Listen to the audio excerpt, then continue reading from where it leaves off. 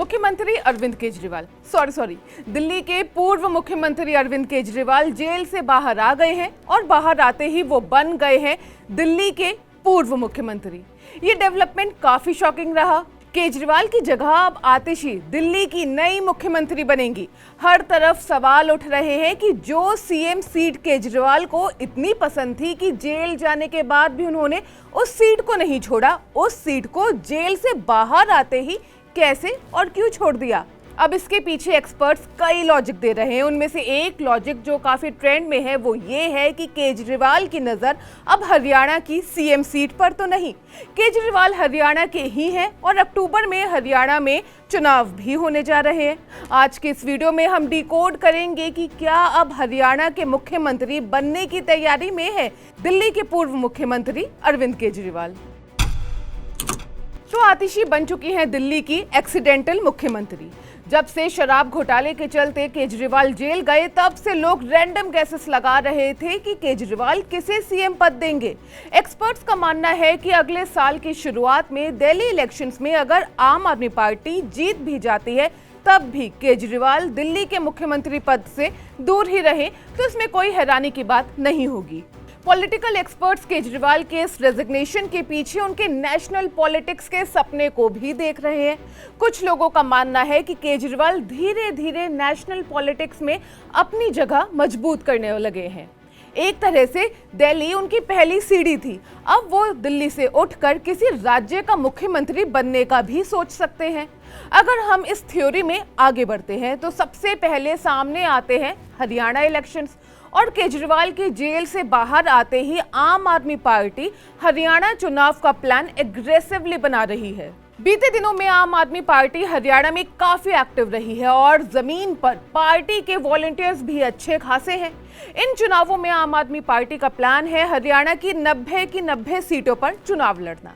ऐसा माना जा रहा है कि आने वाले हरियाणा चुनाव में पार्टी केजरीवाल की जेल जाने, फिर जेल से बाहर आने और फिर मुख्यमंत्री पद से इस्तीफा देने जैसी बातों को इमोशनल ट्रम्प कार्ड की तरह इस्तेमाल करेगी। इसे चुनावी मुद्दा बनाने की भी तैयारी है। हरियाणा में बीजेपी पिछले 10 साल से है और एक तरह से बीजेपी वहां एंटी इनकम्बेंसी की भी शिकार है।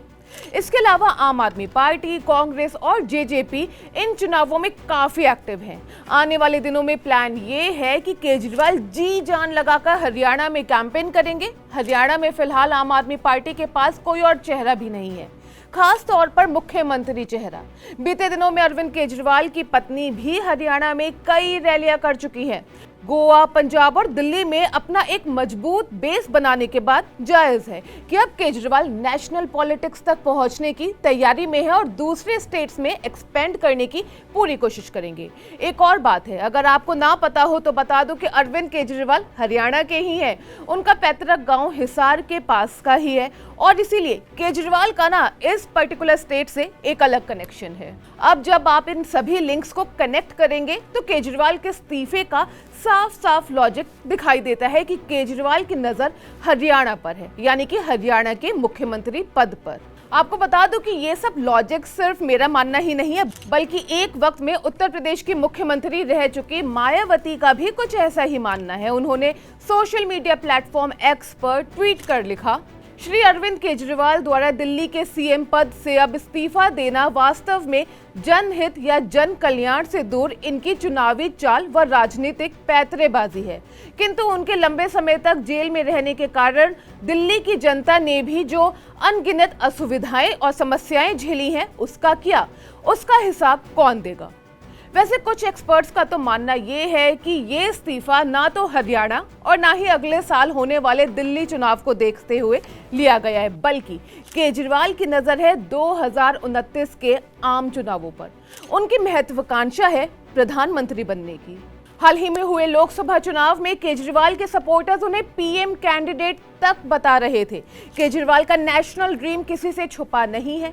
आज भी जब मोदी और राहुल से इतर पीएम कैंडिडेट पर बात होती है तो बिहार के मुख्यमंत्री नीतीश कुमार, वेस्ट बंगाल की मुख्यमंत्री ममता बनर्जी और उनके बाद मुख्यमंत्री अरविंद केजरीवाल का ही नाम लिया जाता है।